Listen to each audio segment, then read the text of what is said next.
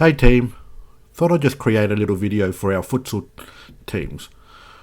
I'm not doing it as a coaching thing per se. For me, it's more of a chance to play around with my video editing experience in preparation for the outdoor season next year more than anything. This video in particular will be the first of two editions. This video will focus on defensive principles in futsal. The second video in this series will focus on attacking principles. These two videos aren't designed to be convoluted or hard to understand.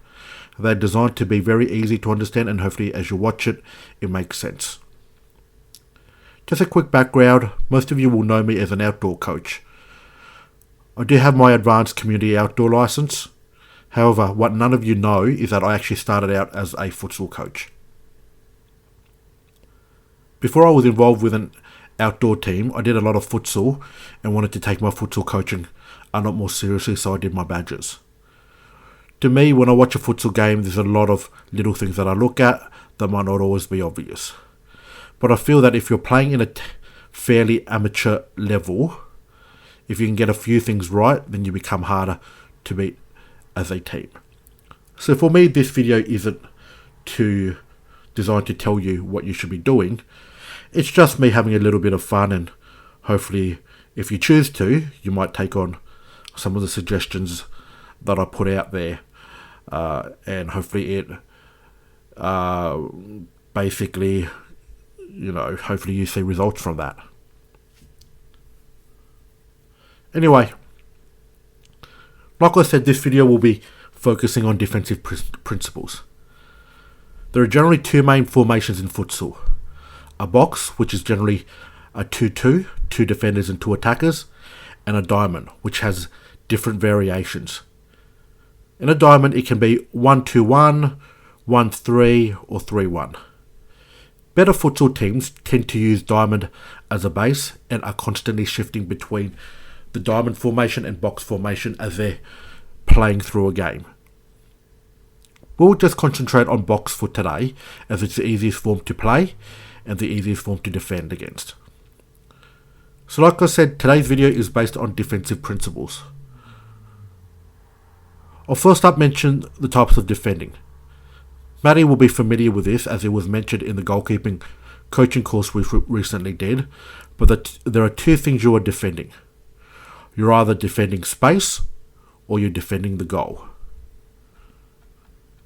More often than not, as a court player, you're defending space. You're actually rarely defending the goal at all. So let's have a look at this setup on screen here. We are the green team and our opponent is the orange team.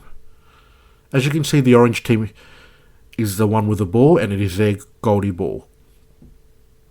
Most teams will set up with a square ready to play.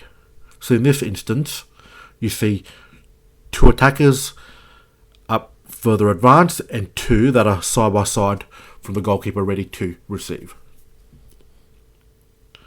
Now, one thing we don't need to do is to directly mark a player each. What we need to do is actually defend the space. The two deeper defenders will pick up the attackers, but just sit in between them and the goal. So basically goal side. Our two most advanced players will then defend the middle at halfway. The reason why we do not pick up the players that are sitting deep is that we want to encourage the other team to play out in front of us, not actually behind us. So that means that they can really only go one of two ways from the goalkeeper's throw. They can either go short or long. If the goalie chooses to go long, our defender will already be in a position to defend against them. If they're forced to go backwards, then they have our two advanced players blocking their path. They're essentially boxed in. So that essentially means most goalies will play short. When their defender receives it short, they can go one of two ways, down the line or across the court. Let's focus on across the court first. When the defender passes the ball across the court, you can see our two most advanced players move diagonally to box the receiver in. When that happens, they can only play down the line. in which our closest advanced player should have blocked their path of pass. If the receiver chooses to go long down the court, then theoretically one of our defenders should be able to pick off the ball and intercept it.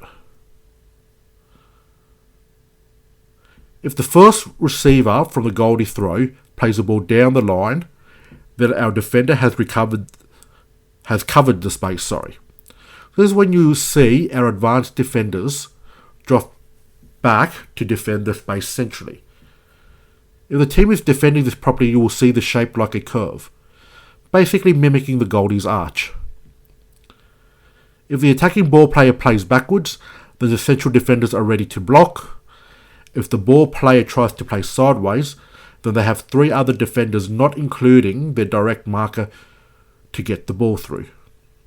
The only way the ball player can really do anything is if they try and take a shot or dribble past their marker, which means the marker would then show them to the outside, which severely limits their angle. You can replicate this structure in any situation, whether it's a sideline kick-in or from a corner.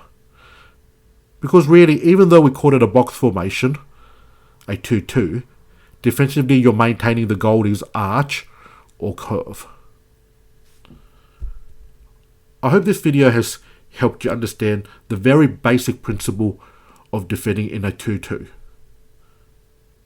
Good luck out there, team, and hope to see you get some great results in the next couple of weeks.